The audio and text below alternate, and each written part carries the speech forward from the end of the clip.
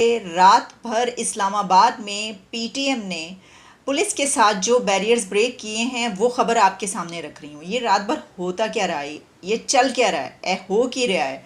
इस्लामाबाद में रात भर सुनने में ये आ रहा है, वीडियोस वायरल हो रही हैं सोशल मीडिया पर कि पीटीएम और यानी कि पश्तून तहफ़्फ़ुज़ मूवमेंट, उनके वर्कर्स, उनके लोग, उनके मेंबर्स, उनके सपोर्टर्स जो असल दहशतगर्द है वो CHQ में बैठे हुए हैं। इसीलिए लेकिन रात इस्लामाबाद लर्ज रहा था, कांप रहा था, एक भूचाल था, एक केओस था।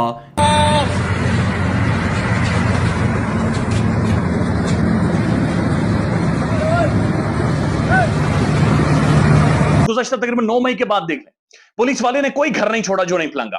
कोई खातून, यानी ये वही पुलिस वाले हैं जिन्होंने लाहौर की सड़कों के ऊपर तैयबा राजा के गले में हाथ डाल दिया था। हम किसी मजहब की तौहीन की इजाजत नहीं देता। चेयरमैन पाकिस्तान उलमा कौंसिल ताहिर अशरफी की मसीही बरादरी के रहनुमाओं के हमरा न्यूज कॉन्फ्रेंस। कहा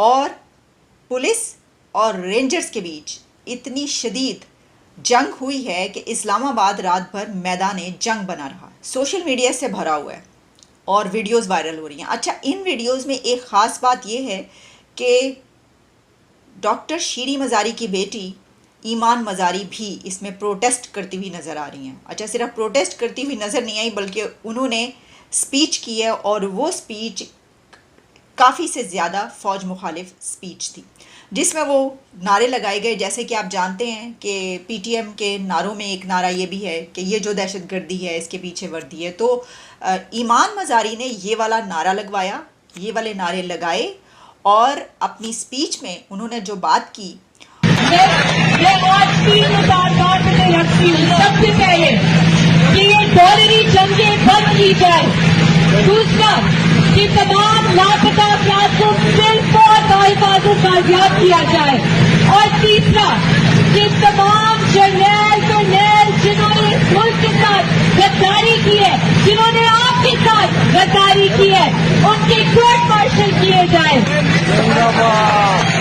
मैं अपनी बात का इख्तिताम एक नारे से करूंगी और मैं चाहती हूँ कि उस नारे का जवाब CHQ तक सुना जाए। ये जो दहशतगर्दी है,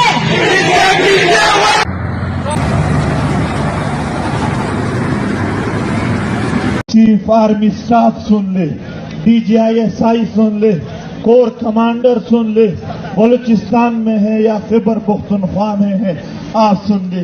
अगर यही तर्ज है जो आप ईमान मज़ारी जिसने अपनी मां शीरी मज़ारी को 9 मई वाक़यात के बाद पार्टी छुड़वा दी, अदालत में विक्ट्री का निशान तक ना बनाने दिया। 9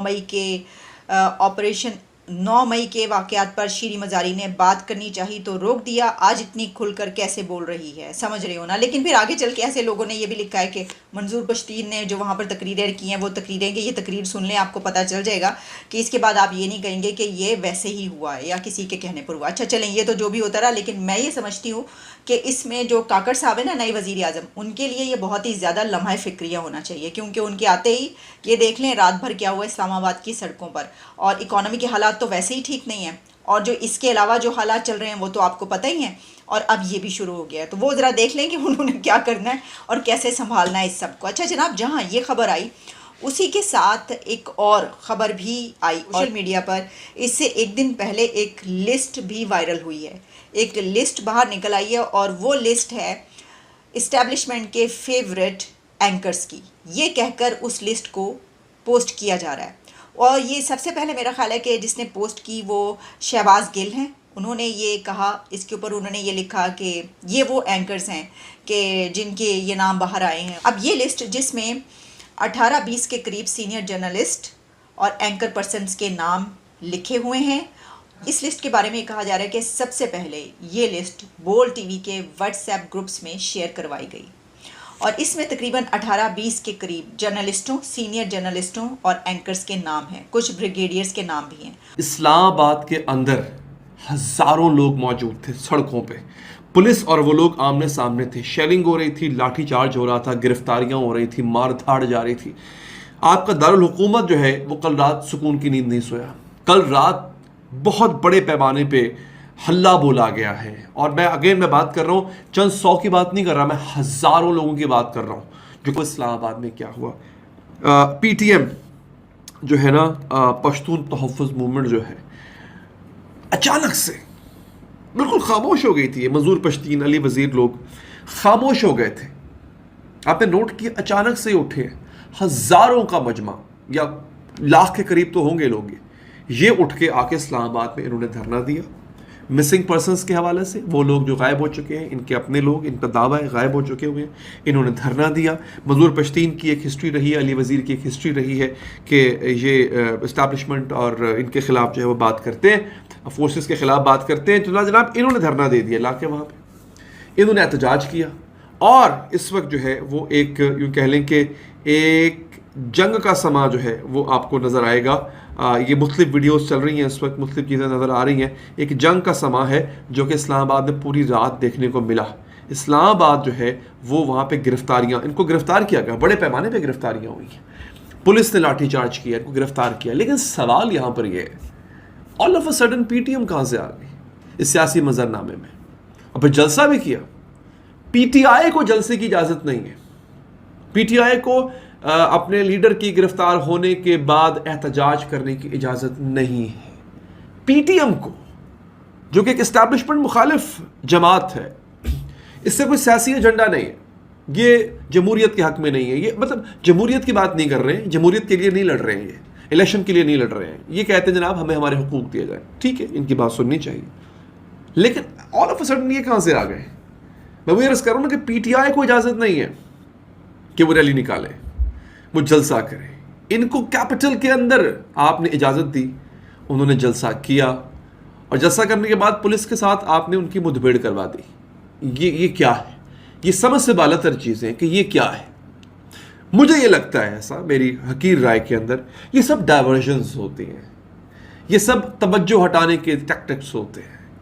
हालांकि मेन स्ट्रीम मीडिया पे इसकी कोई इतनी गूंज नहीं हुई है, लेकिन फिर भी इसका एक बड़ा अपने आप में एक मुअम्मा है, और ये सवाल मेरा ख्याल है कि पूछना बनता है। एक मॉरल ऑर्डर कोलैप्स हुआ। डॉक्टर मोहित पीरजादा उस दिन लाइव वीडियो में रोते रहे, चीखते रहे, और रोने की वजह यह थी कि मॉरल ऑर्डर आज हमारा कोलैप्स हुआ है। आज हमारा पुलिस वाला सड़क पर खड़े होकर एक पॉलिटिकल पर्सनालिटी, पॉलिटिकल लड़की को जो एक सियासी नारे लगा रही है, एक पॉलिटिकल बातचीत कर रही है, उसको गले से पकड़कर घसीट रहा है, उसको बालू से पकड़कर घसीट रहा है। ये सिर्फ कानून की धज्जियां नहीं थी, ये एक मॉरल ऑर्डर का कोलैप्स था। और डॉक्टर साहब यही फरमाते हैं कि हमने खैबर पख्तूनख्वा में ये नहीं देखा, क्योंकि एक तो आप कानून के ताबे होते हैं, लेकिन दूसरा कुछ मुआशरे की मॉरल वैल्यूज और अखदार होती हैं, कुछ अखलाकी अखदार होती हैं, और आपके ऊपर जो अखलाकी और मॉरल वैल्यूज का जो एक हाथ पड़ा होता है, जो आपके ऊपर एक कंट्रोल होता है, ये उस दिन कोलैप्स हुआ है। रूल ऑफ लॉ तो बहुत पहले ही चला गया था, लेकिन उस दिन मॉरल ऑर्डर का भी कोलैप्स था। और यही मॉरल ऑर्डर आज CCPO साहब, IG साहब और जो पुलिस डिपार्टमेंट है, उन्होंने सड़क पर देखा। अगर नहीं देखा तो सिर्फ ट्विटर पर जाए, टॉप ट्रेंड कर रही है, जाकर ट्रेंड को ओपन करे तो आपको नीचे उसी की वीडियो मिलेगी। आपको वही पुलिस वाला नजर आएगा, मुंह को ताव देता हुआ, बड़ी अजीब सी शक्ल वाला, आंखें उसने बड़ी बड़ी निकाली हुई, वर्दी उसने पहनी हुई है, और उसके बाद वो सबको एक ही तराजू में, और IG साहब और सबकी बहनों को और माओं को वो एक ही तराजू में, जिस तराजू में तोल रहा है, वो जाकर देखें, आपको शर्म आएगी। आप अपनी घर में जाकर किसी से मुंह नहीं लगा सकेंगे कि ये पुलिस डिपार्टमेंट आपने बदकिस्मती से खड़ा किया है।